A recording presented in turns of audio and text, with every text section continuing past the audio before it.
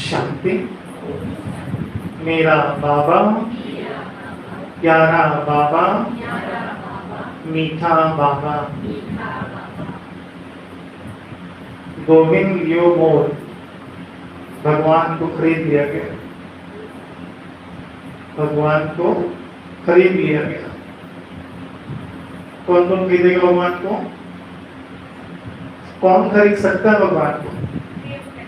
हाँ, प्रेम करने वाला भगवान को खरीदा जा सकता है।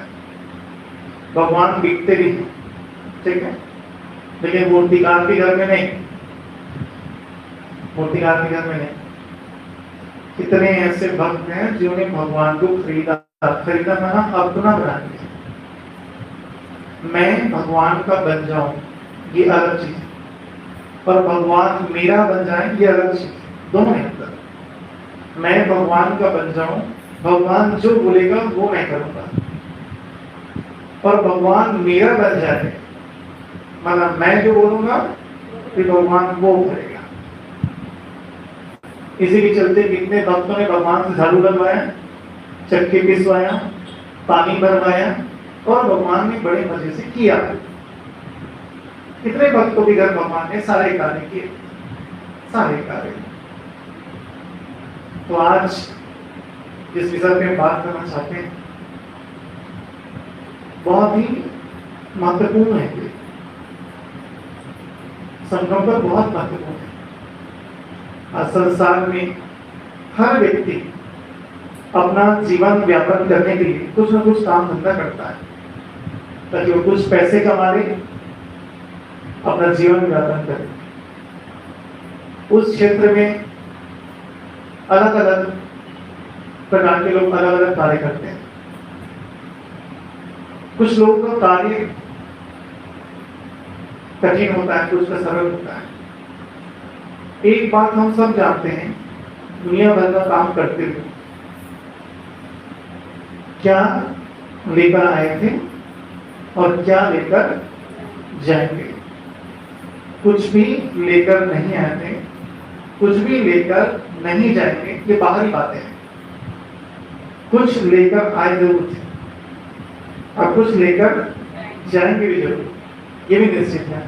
तो वो सबसे स्थूल गिनते हैं ना, इससे बोल देते हैं क्या कि कुछ लेके नहीं आते, कुछ लेके नहीं जाते। स्थूल सच्चाई है कि हम वहां से चम्मच भी लेके नहीं आते और यहाँ से सुई लेके भी नहीं जाते, ये एक सच्चाई है।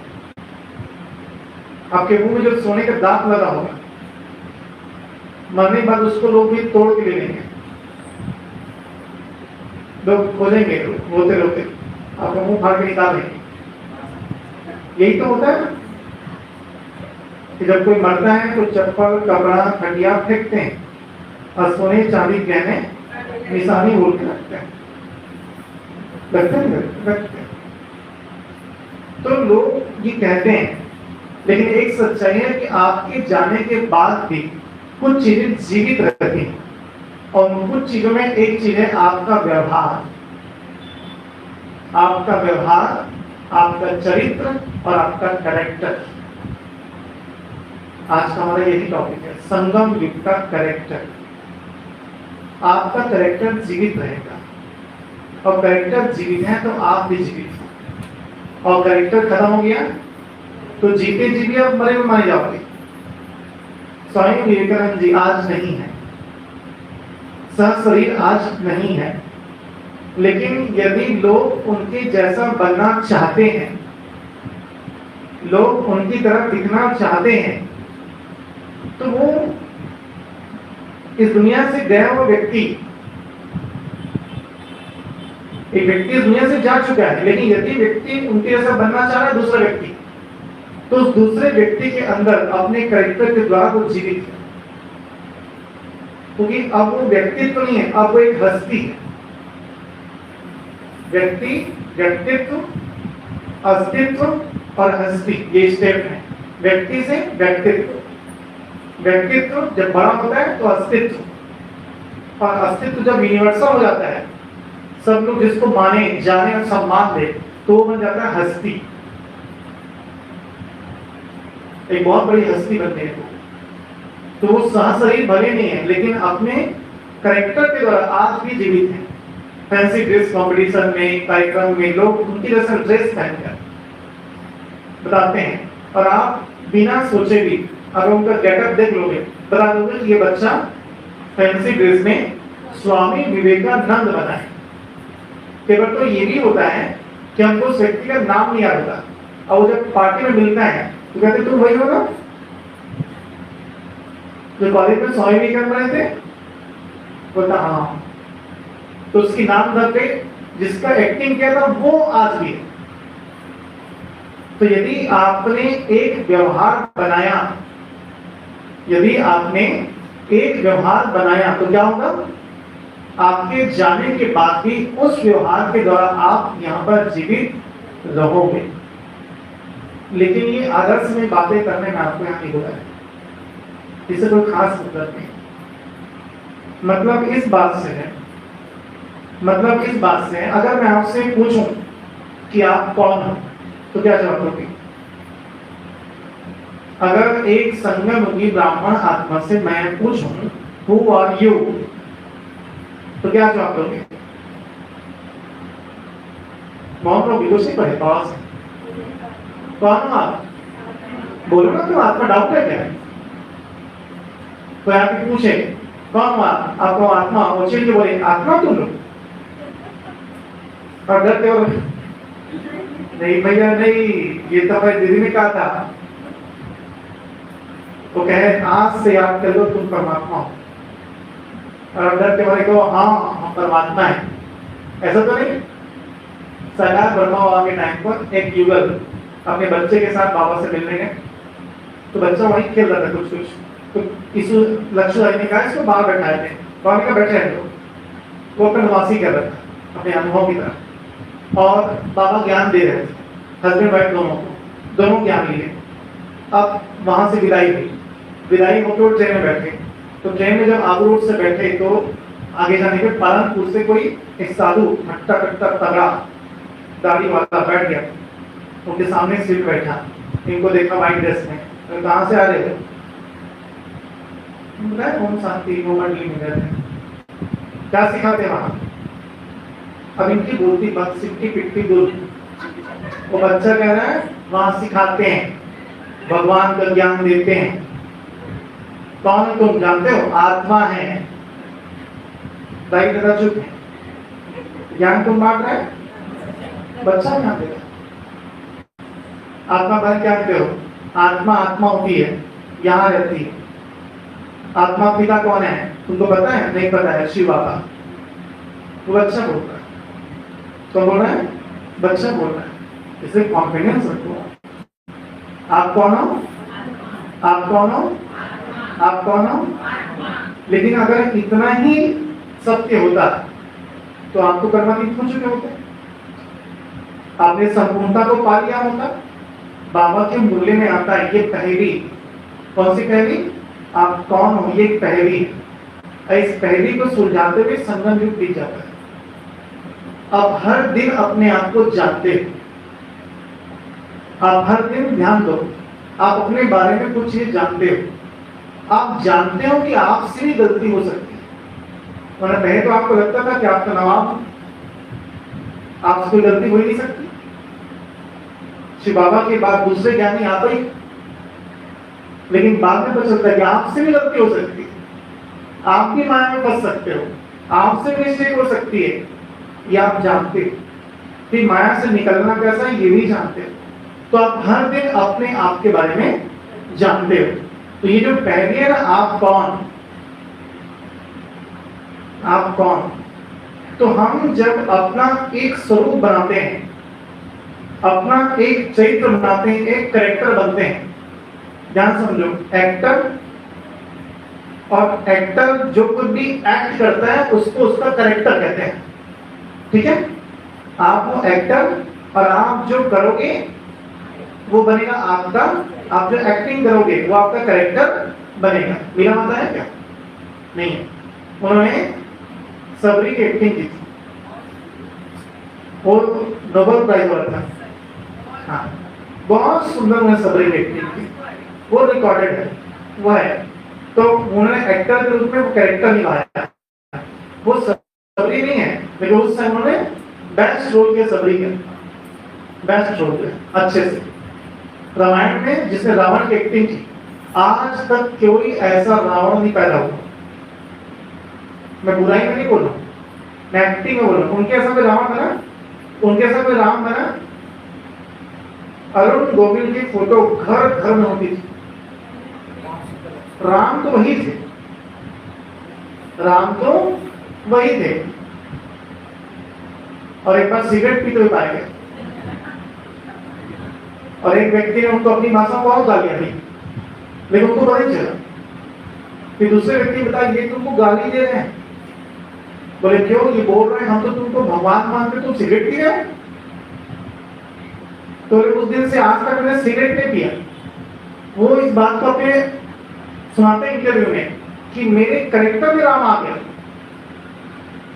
और आज तक वो है ही। मेरे चरित्र में राम मुझे खुद दिखता है। तो एक एक्टर जो एक्ट करता है वो उसका कैरेक्टर बनता है।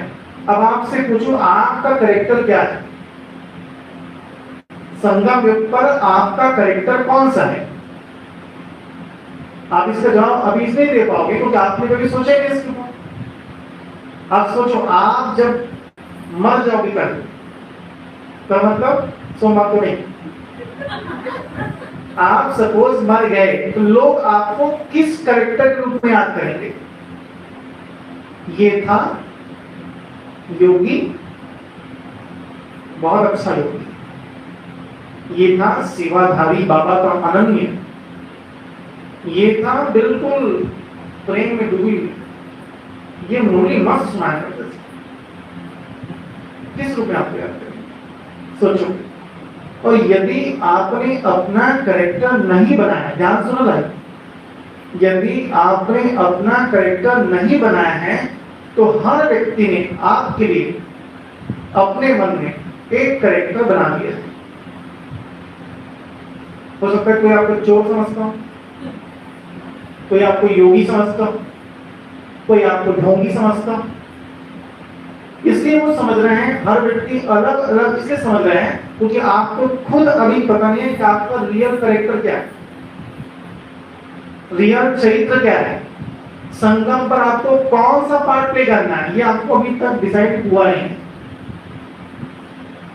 तो मैं आपकी समस्या का समाधान करता हूं आज।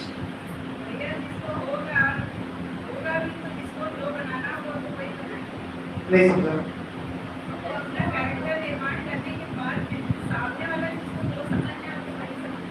नहीं समझेगा। आप मुझे बताओ, आप में से कितने लोग गुलजार दादी के लिए नेगेटिव सोचते हैं? बना दिया ना करेक्टर उन्होंने।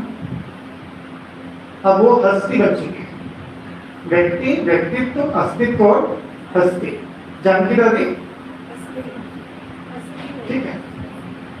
नॉन डिग्री अगर उनसे मिल लेना 5 मिनट, क्या गजब। 2 मुलाकात में दादी का चरण में आ जाएगा, झुक जाएगा वहीं पे, चरणों में आ जाएगा। जगदीश भाई जी एक ऐसे करेक्टर थे, उनसे कोई मिल लेना तो उनको पुरुषार्थ के इंजेक्शन होते हैं, पुरुषार्थ मेरे को भी ऐसे करना है। वो उनका प्रभाव दूर बैठकर लोग बोल सकते हैं, हो सकता है कुछ एक आध दो आपके हिसाब किताब वाले, लेकिन जो है आपके पास आकर के आपके वाइब्रेशंस आपके ओरा में आने के बाद व्यक्ति आपको ना समझे, इसका मतलब है आपने अपने कैरेक्टर अभी एक्यूरेट बनाया नहीं। मैं किस भाव से बोल रहा हूं आगे आप समझोगे। मैं आपको ये पूछना चाह रहा हूं, भक्ति में कुछ कैरेक्टर हैं, अब ध्यान सुनना। भक्ति में कुछ कैरेक्टर हैं, कैरेक्टर के नाम बोल रहा हूं, ध्यान सुनो। एक कैरेक्टर है तुलसीदास, सूरदास, मीराबाई, जनाबाई, नामदेव, रामकृष्ण परमहंस जी, ये कैरेक्टर है, ठीक है। फिर एक कैरेक्टर है राधा, रुक्मणी, सत्यभामा, सुदामा, अर्जुन, हनुमान, पांडव, ये कैरेक्टर है। समझ में आ रहा है आपको? इनमें से कोई भी एक कैरेक्टर चूज करना है। संगम पर मेरा कैरेक्टर मीरा जैसा हो, रामकृष्ण परमहंस जी जैसा हो, समझ, राधा जैसा हो, रुक्मणी जैसा हो, सुदामा जैसा हो। अब सुदामा गरीब मत समझना, सुदामा को तीनों लोग का मालिक बनाया गया था। सुदामा को नीचे मत लेना, सुदामा राधा से कहीं से कम नहीं। सुदामा की भक्ति इतनी जरूरत थी कि भक्ति की कथा के अनुसार रुक्मणी को कृष्ण का हाथ रोकना पड़ा। अगर कृष्ण का हाथ ना रोकते तो बैकवर्ड को देते और सुदामा जो वो भीख मांगते। यहाँ पे कंडीशन आ गई, ठीक है। और सब नहीं थे वो सारा जो है, तो हनुमान का पाठ सीता से कम नहीं कहीं से, हनुमान का पाठ सीता से कम नहीं कहीं से। हनुमान का पाठ भी टॉप लेवल का है, हनुमान का पाठ भी टॉप लेवल का पाठ है। तो आप कोई भी कैरेक्टर को ये देखो, संगम पर मेरा कैरेक्टर कौन सा है, इनमें से मुझे कोई एक कैरेक्टर चूज करना है और भगवान के साथ वो कैरेक्टर निभाना है। मैं संगम पर बाबा का हनुमान, मैं संगम पर बाबा का हनुमान बच्चा, मैं संगम पर बाबा का ध्रुव बच्चा। ध्रुव की विशेषता तपस्या, अबोध तपस्या, निस्वार्थ तपस्या। हनुमान की विशेषता आज्ञाकारी, संपूर्ण निश्चय बुद्धि, कभी राम की किसी बात के रिंचक मात्र भी क्वेश्चन नहीं है। अगर विशेषता निकालो हनुमान को कौन से बोल देंगे आपको। निरअहंकारी, 100 सेवाएं करने के बाद भी राम के प्राण उसने बचाए नागपाश में। उसके बाद जब राम ने महिमा की तो यही कहा कि प्रभु आप तो जानते हो कि आपकी कृपा का प्रसाद है, आपकी शक्ति से हुआ है। जिसकी शक्ति बोलने में बेहोश था। हनुमान ने यही कहा कि हे राम और लक्ष्मण, आज से तुम दोनों मेरे आसान है। तो पैर के पास ही बैठा, सिर में नहीं बैठ गया, सिर में नहीं बैठ गया। कैरेक्टर देखो, मैं चैत्र समझा रहा हूं आपको। तो संगम पर मुझे ये कोई भी एक कैरेक्टर प्ले करना है, पकड़ना है। इसकी जरूरत क्यों है, ये क्यों जरूरी, क्यों मैं आपसे बात कर रहा हूं इसके ऊपर।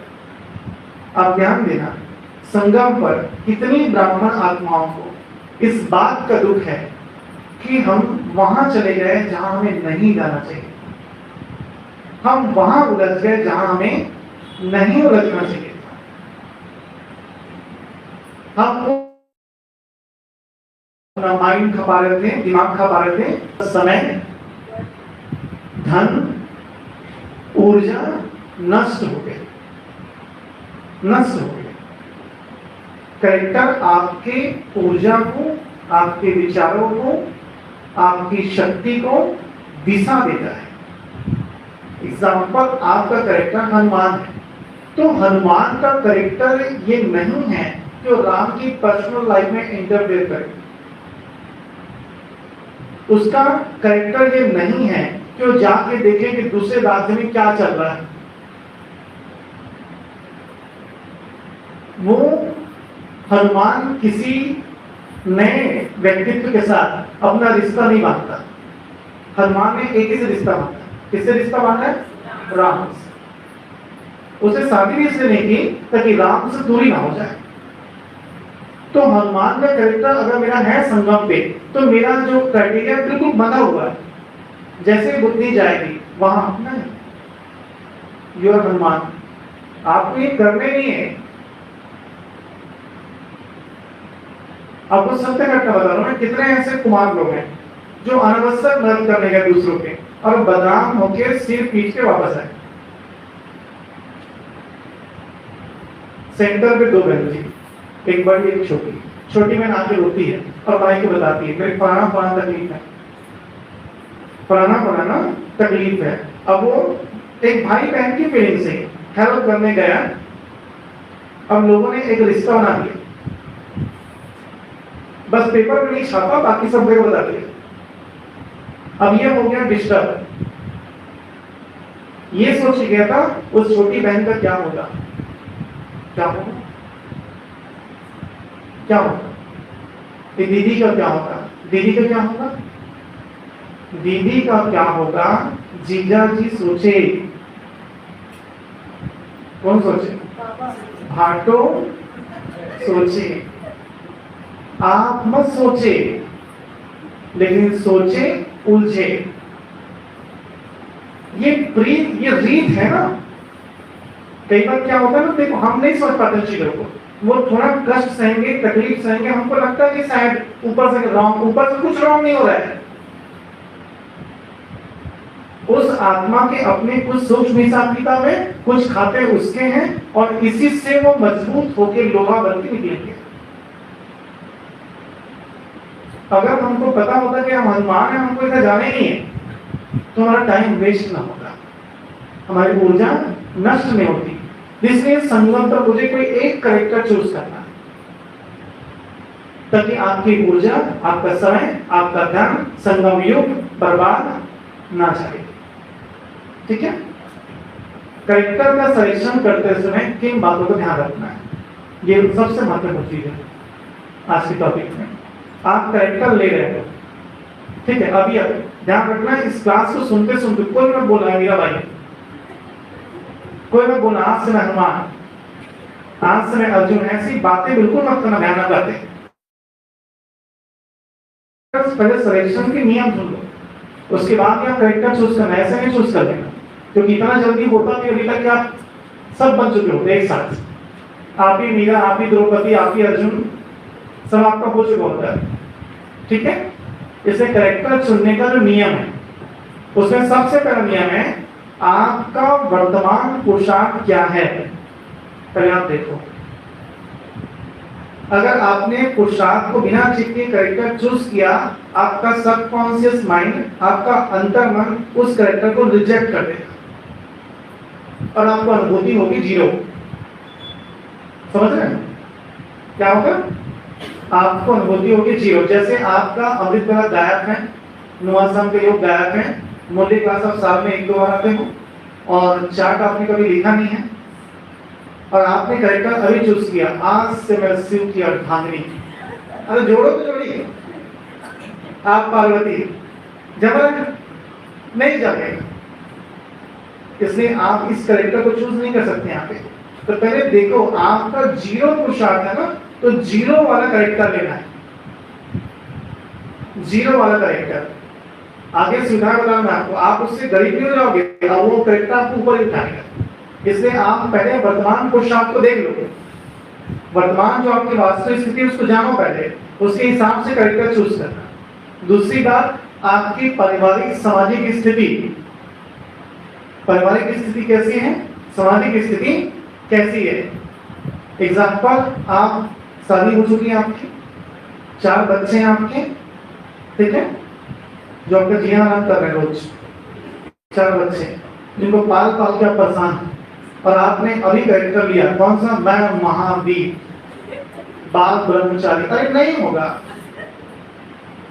यू नॉट ब्रह्मचारी, अभी कैरेक्टर नहीं सूट करेगा आपको, आप अनुमान नहीं ले सकते वहां पे।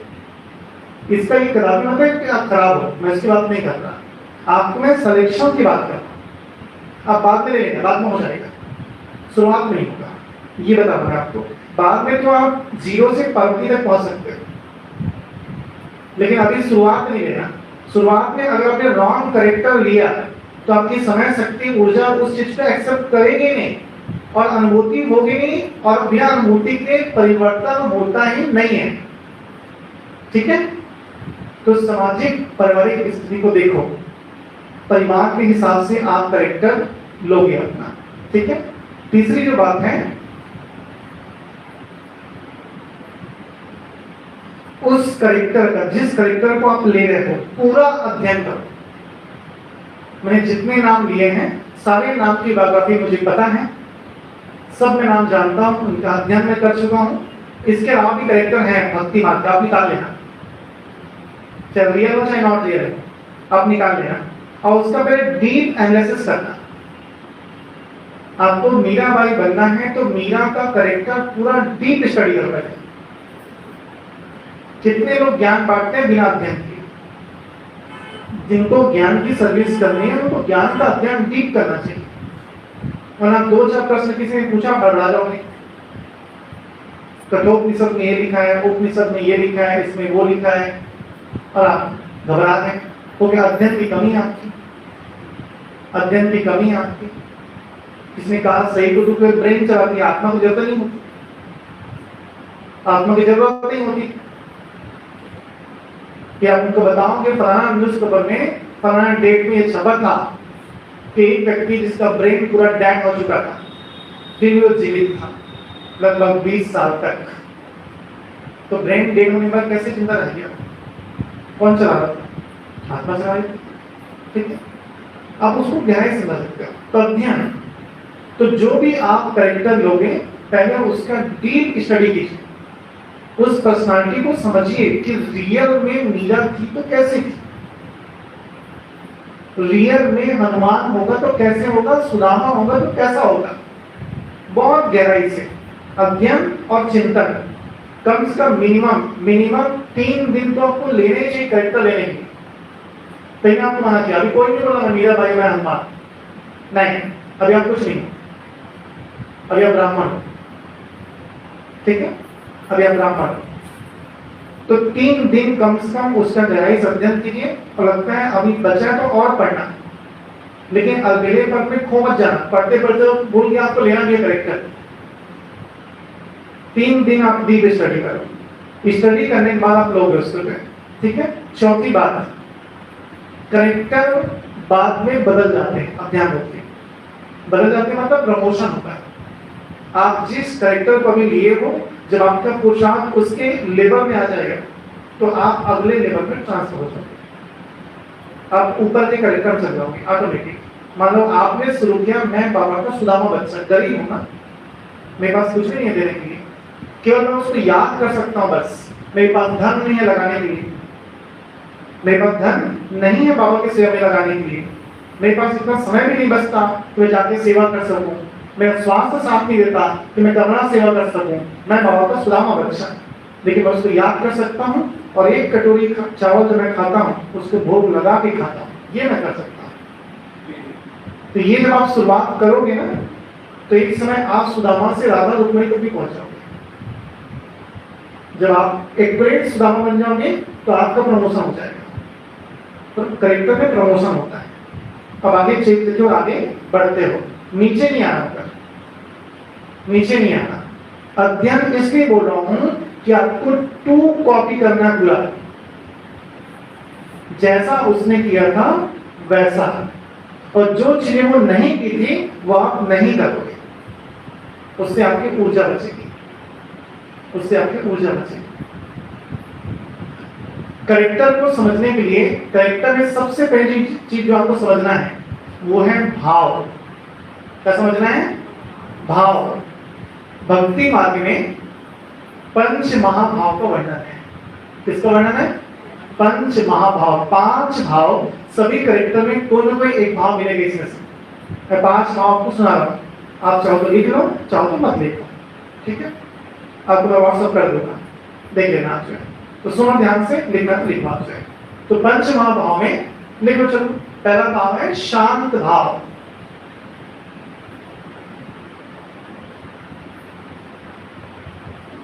शांत भाव समझ लो क्या है? ईश्वर की विराट उपस्थिति को महसूस करते हुए आत्मा का चित्त हमेशा शांत रहता है। वो इस बात को महसूस करता है कि भगवान मेरे साथ है, उनकी कृपा मेरे साथ है, मेरा कोई कुछ बुरा नहीं कर सकता। शांत होता है, ये शांत भाव है। इस लिस्ट में भक्ति में 2 लोग के नाम आते हैं, पितामह भीष्म और विदुर। पितामह भीष्म और विदुर, ये शांत भाव में आते हैं। सेकेंड भाव है दास्य भाव। दास्य भाव, दास्य बना है। दास्य भाव या सेवक भाव बोल सकते हैं इसको, ठीक है? दास्य भाव या सेवक भाव, इसमें भक्त अपने आप को भगवान का दास समझता है। सेवक, सम्मानजनक शब्द है सेवक। सेवक से सेवक आता है। सेवक का मतलब क्या? हर समय अपने मालिक, या पिता मत बोलो, क्या बोलोगे? मालिक। पिता में फिर आप लाड करने आ जाओगे, बिगड़ जाओगे। मालिक के कार्य के लिए उपस्थित रहना, उसके उठने से पहले उठना, उसके सोने के बाद सोना, उसको खिलाने के बाद खाना, उसके वो कहीं जा रहे हैं तो उसकी व्यवस्था करना, कैसे आ रहे हैं तो उसका स्वागत करना।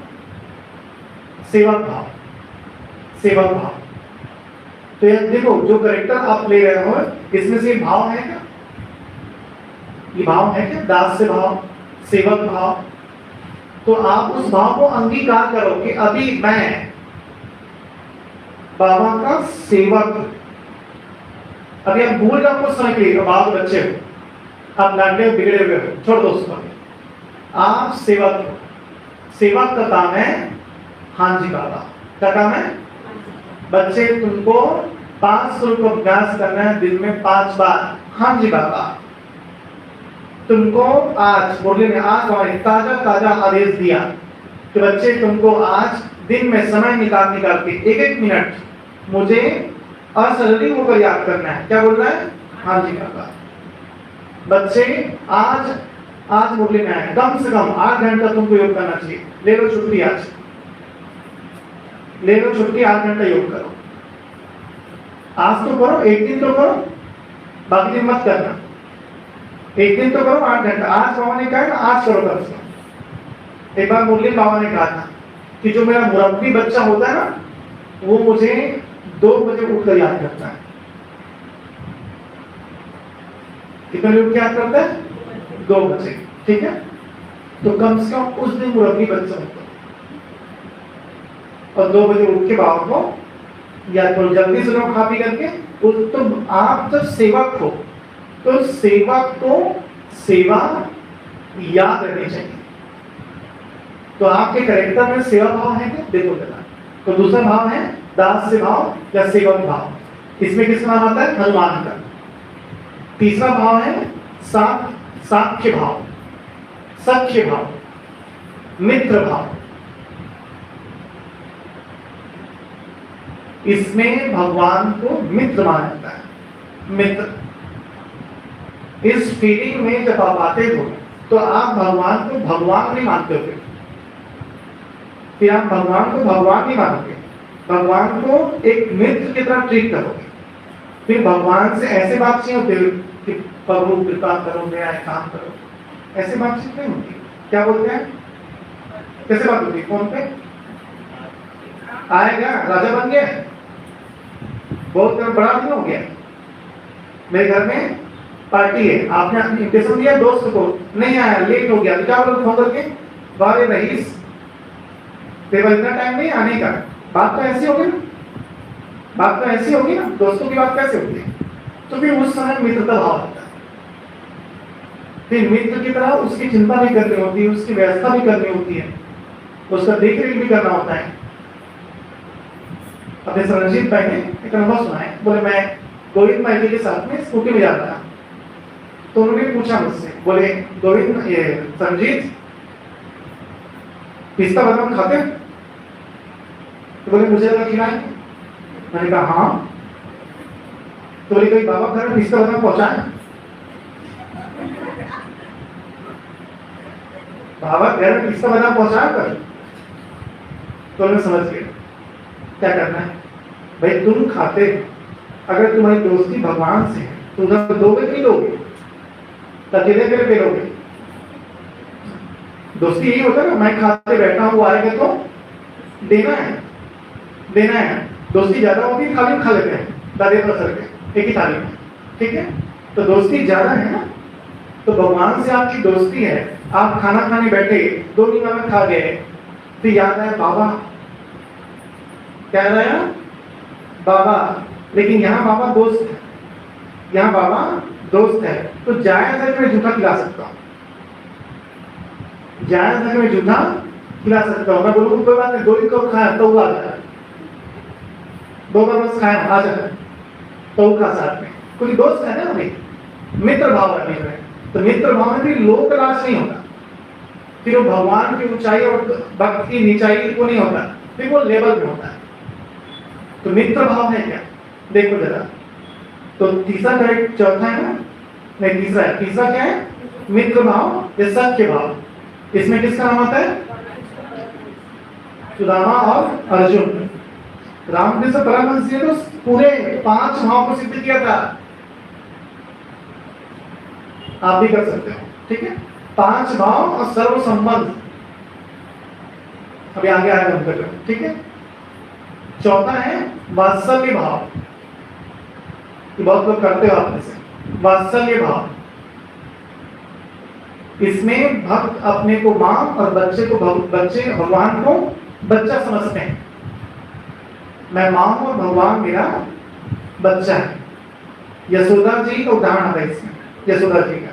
यशोदा जी ने कृष्ण को भगवान नहीं समझा, बेटा समझा, इसलिए ओखली से बांधा, ठीक है, डांट लगाई, ठीक है, खिलाया भी अपने हाथ से, प्यार भी किया, सब चीजें। तो इस भाव में अगर मैं स्थित होता हूं तो भगवान मेरे बच्चा है। मैंने अगर यशोदा का कहा, संगम पर मैं यशोदा हूं, संगम पर मैं यशोदा हूं, भगवान मेरा बच्चा है। भगवान नहीं मेरे लिए, वो क्या है, मेरा बच्चा है। ये हमने कह दिया पब्लिकली, आपसे पूछा गया तब भोग लगाए थे क्या, नहीं। मर गए तो बेटा भूख में लटक के, आपका बच्चा भूख में लटक के मर गया, देख क्या हो, बेहोश हो गया होगा, और अपने भोग नहीं लगाए, अपने खिलाया नहीं। कि कौन सी यशोदा, कहाँ का वात्सल्य, फिर कहाँ गया वो। तो वात्सल्य भाव, आपको इस भाव में बैठना है, भगवान से संबंध लगाना है। ये भाई लोग नहीं कर सकते हैं, बच्चा बना के वारिस बनाना उसको। 3 बच्चा, 1 बच्चा, 2 बच्चा, 1 बच्चा शिव बाबा, 3। अब जो भी कुछ लिया जाएगा तीनों के बराबर, तीनों की चिंता, तीनों की व्यवस्था, तीनों चीजें। अगर छुरछुरी का पैकेट लेते हो दिवाली में, 1 पैकेट सेंटर आने चाहिए, 1 पैकेट छुरछुरी सेंटर आना चाहिए। शिव बाबा जलाएगा, भाव होगा तो जलाएगा, नहीं होगा तो शिवा क्या जरूरत है, वो तो खुद एक लाइट है, खुद ही फूल जाएंगे। जरूरत तो तुम्हारी भी नहीं है, जरूरत तो तुम्हारी भी नहीं है, लेकिन हो ना ब्राह्मण परिवार रखे ना है बाबा, जब भी घर में भी लगनी बाबा आपको कुछ नहीं कर रहे, तो भी ब्राह्मण हो। कि कुछ नहीं करता, लेकिन मेरा बाबा तो बोलता है बस प्रसन्न है भोलेनाथ, तो समझो बात को। तो आपने वात्सल्य भाव लिया है तो आप उसको परफेक्ट निभाओगे।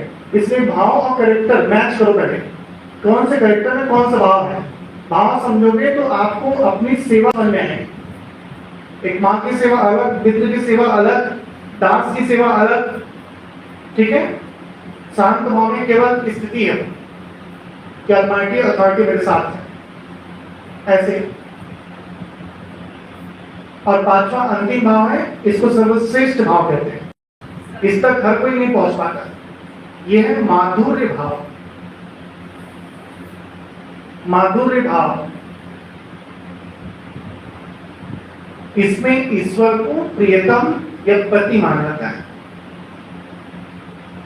चाहे खुद वो पति हो, लेकिन फिर भी वो ईश्वर को अपना पति मानेगा। मैं आपको इसलिए नहीं बता रहा हूं कि पांचों कर दो, जो आपको जमे, जो आपको बन जाए कैरेक्टर के हिसाब से। आपने पहले बोला आप अपना जीवन देख के कैरेक्टर चूज करो, कैरेक्टर के बाद उसमें भाव ढूंढो कौन सा भाव है, और भाव के बाद अपनी ड्यूटी निकालो। अगर मैं मीरा हूं तो भगवान मेरे पति हैं, और पति हैं तो पति के प्रति एक पत्नी की ड्यूटी क्या होगी। अगर मैं सुदामा हूं तो भगवान मेरा मित्र है, मित्रता भाव में एक मित्र के प्रति एक मित्र की ड्यूटी क्या बनती है, निकालो। ये समझा रहा हूं मैं आपको। तो लास्ट कौन सा, माधुर्य भाव। इस स्थिति में जो पहुंचता है वो भगवान को अपना पति स्वामी मान भी सकता है कि वो मेरा पति है, मेरा प्रियतम है, मेरा प्रेम उसके अलावा किसी से हो ही नहीं सकता, बुद्धि लग ही नहीं सकती, जा ही नहीं सकता। ये बुद्धि बढ़ जाती है। कि 5 महाभाव हैं। कौन से भाव हैं? 5 महाभाव। जो आज सुबह मैंने क्लास बताया, बताता हूं, रिपीट कर देता हूं। बाबा से मेरी बात हुई बीच में, मैं चाहता हूं, मैंने बाबा कहा कि जो बैठे हैं गच्छी में ये सब गोपी बन जाए, गोप गोपी। क्या बन जाए? गोप गोपी। तो उसी के अनुसार बाबा ने ये क्लास मुझे बताई कि ये चीजें ऐसे ऐसे हैं। तो अपने आप को समाप्त करते हुए गोपी का कैरेक्टर बताओ। अगर आप एक गोपिका बनते हो, समझ लो, अगर आप भगवान की गोपिका बनते हो तो आपका कैरेक्टर क्या होगा, ठीक है। गोपिका, गोपिका का भाव कौन सा होगा? गोपिका का भाव कौन सा होगा? 5 भाव में से कौन सा होगा?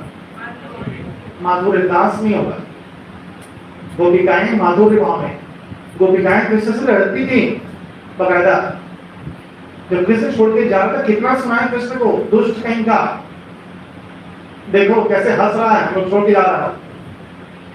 कुछ लगता है इतना ज्यादा प्रेम करके हमें छोड़ के जा रहे हैं, हम जिए के मरे, तुम्हें नहीं है मतलब इससे। गोपिकाओं ने उससे परहेज नहीं किया, भगवान है, तरीके से सुनाया अच्छे से। तो भाव कौन सा था? माधुर्य भाव था, प्रीतम का भाव था। उस प्रीतम के भाव में अगर मुझे गोपिका बनना है तो सबसे पहली धारणा, सबसे पहली जो ड्यूटी है आपका ब्रह्मचर्य, ठीक है। क्या है आपका?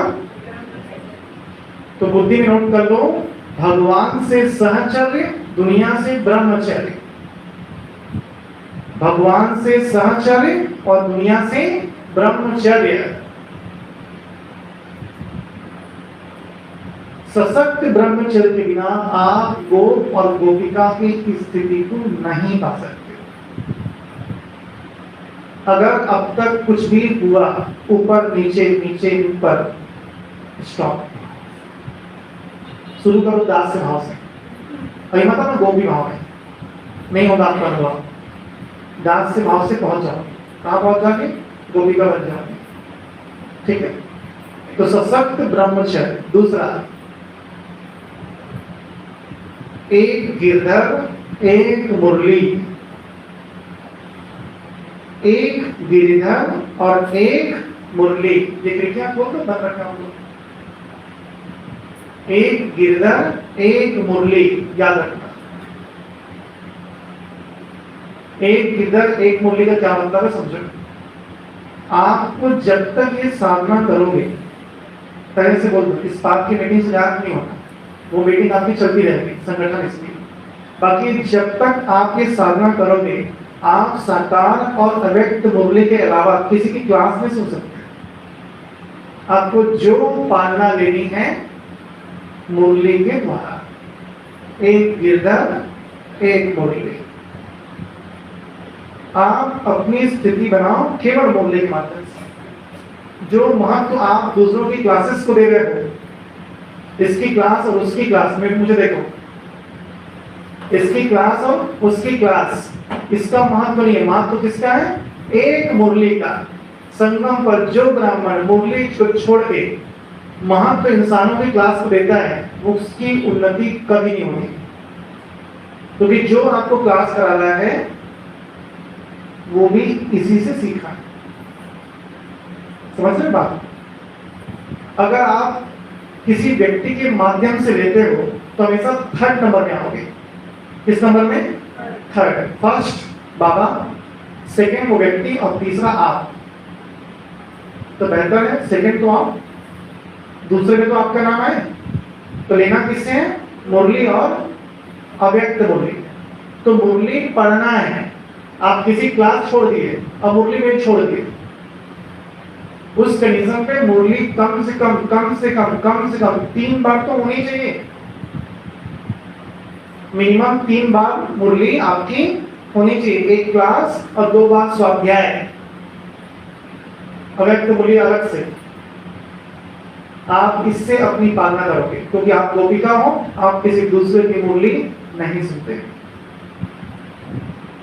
आपको अपनी उन्नति का आधार केवल मुरली को बनाना होगा। मेरा भाव ये है, किसी क्लास में विरोध करना नहीं है। अगर आप गोपिका की साधना करते हो तब उसकी धारणा, ठीक है? आप में से कितने लोग हैं जो रोज अव्यक्त मुरली पढ़ते हैं? हम लोग। अब मेरी बात सुनो, बोलो मेरे साथ, बोलो। बच्चा, बोलो बच्चा क्या हाल बना रखा है? कुछ लेते क्यों नहीं? क्या लोग यहाँ 69 से लेकर 2017 तक आपके बाबू ने आपको काबू करने के लिए माउंट आबू में बैठकर जो ज्ञान दिया है वो आपको अध्ययन करना है। आपकी बीमारी को आपके पैदा होने से पहले आपके त्रिकालदर्शी पापा ने देख लिया और उन्होंने आपके आने से पहले सब लिख डाला अपनी किताब में और आपको छोड़ दिए वसीयत। अव्यक्त मूल्य को अपनी वसीयत समझो, उसमें खजाने लिखाया है, कहाँ क्या क्या दवा है, कहाँ क्या क्या दवा है, सब उसमें है। उस वसीयत को पढ़ो, खास ध्यान रखो। शुरुआत कहाँ से करना? जिस डेट में आप पैदा हुए हो, तो है 2017 पैदा हुआ, 17 में तो कोई नहीं ना, कोई 3 में होगा, कोई 4 में, कोई 81 में, कोई 90 में, जो भी है। आप सबसे पहले उसी सन के बोले उठाओ जो आपका डेट ऑफ बर्थ है। जिनके पास नहीं हो मेरे पास ले जाना और बाइक 10 दिन बाद वापस करना, फिर दूसरे के बर्थडे हो सकता है उस डेट पे। आप इकलौते उस डेट पे पैदा नहीं हुए थे, ध्यान रखना। उस सन में और लोग हो सकते हैं, उनको जरूरत पड़ेगी, तो 10 दिन पढ़ के वापस आ जाना।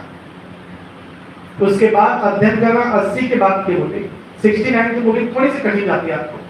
अब 80 की बाद की बोलियां यहाँ पे लाइब्रेरी में रखा है आपके लिए, आप इशू कराइए, मुरली लेके जाइए, 10 दिन में पढ़ के वापस कीजिए, तो आप पढ़ोगे। खरीद लोगे तो पढ़ने वाले तो हो नहीं, आप भी मुझे जानते हो, मैं भी आपको जानता हूँ, ठीक है? तो पढ़ोगे तो हो नहीं, इसलिए 10-10 दिन के लिए कॉपी बुक ले जाओ, फ्री में ले जाओ, पढ़ो आप नहीं। तो केवल साकार और अव्यक्त मूल्य आपकी उन्नति का आधार है। आज से लाइन याद रखना, अव्यक्त मूल्य आपकी वसीयत है, जो आपके पापा ने खजाना भर के रखा है, वो आपका अधिकार है। जिस डेट में पैदा हुए, जिस सन में पैदा हुए हो, उसमें आपकी वसीयत रखी है, आपके पापा ज्ञान देते हैं, ठीक है? याद रहेगा। तीसरी जो बात है, जब आप गोपिका की साधना करोगे तो आपकी साधना का केवल एक उद्देश्य होगा, वो है निराकार को साकार में लाना। निराकार को साकार में लाना, अव्यक्त को व्यक्त में लाना, भगवान के साथ एकाकार हो जाना। मेरी उसकी मिलन हो। आप मीराबाई की जितनी कविता उठाओगे ना, सारी कविता में एक ही जिद है। कौन सी जिद है?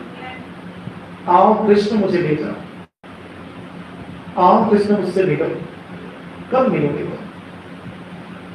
कब मिलोगे तो? एक ही जिद है।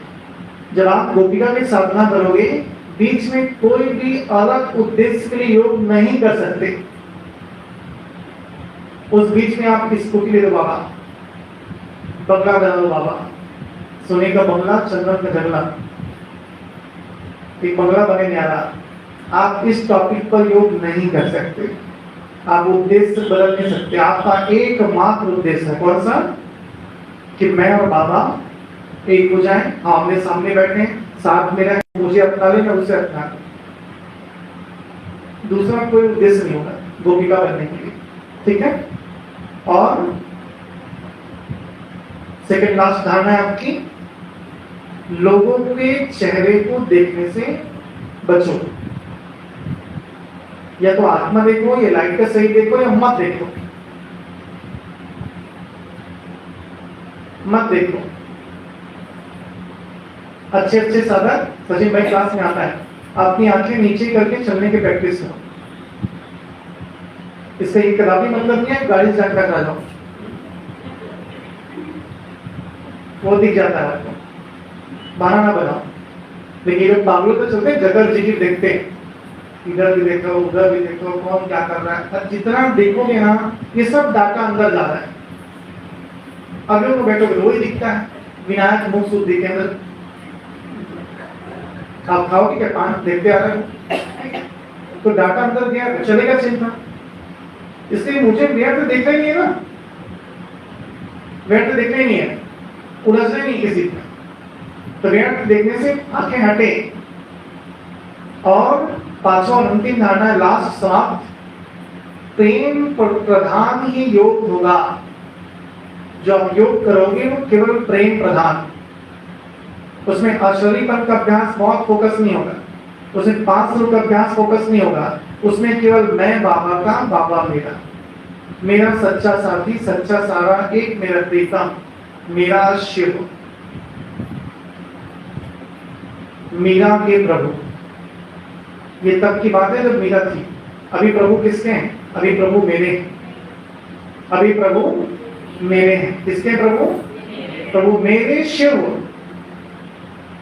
बाबा को रोज याद दिलाना, बाबा करने जाके सुनो, मिलना सबसे, लेकिन दोस्ती रिश्ता मत जो। तो क्या मेरे शिव इधर उधर देखे कहीं और रिश्ता जोड़े किसी से तो अच्छा नहीं होगा। आप किसके शिव हो? मेरे शिव। किसके शिव हो? मेरे शिव। जितने बार मेरे शिव बोलोगे ना, उसको उतना बार आपको मेरा बोलना पड़ेगा, उतना बार आपको मेरा बोलना पड़ेगा। तो ये गोपिका बनने के लिए कुछ धारणा है। तो संगम पर समय रहते अपने पुरुषार्थ को सटीक और रिफाइन बनाने के लिए अपना कैरेक्टर बनाओ कि मैं जब इस दुनिया से जाऊं तो लोग कहें कि हाँ, एक मीरा थी आज, एक मीरा थी आज की। एक ऐसा बच्चा था जो भक्ति में सुदामा बोलते हैं वो यही था। ये एक ऐसा बच्चा था जैसे बिल्कुल हनुमान, इसने जीवन काल शिव की आज्ञा का पालन किया। एक ऐसा बच्चा जैसे राधा कृष्ण कृष्ण करती थी, ऐसे बाबा बाबा करती थी। ऐसे लोग कहें तो आपका संगम पे जीवन सार्थक हो जाए। ठीक है? ओम शांति।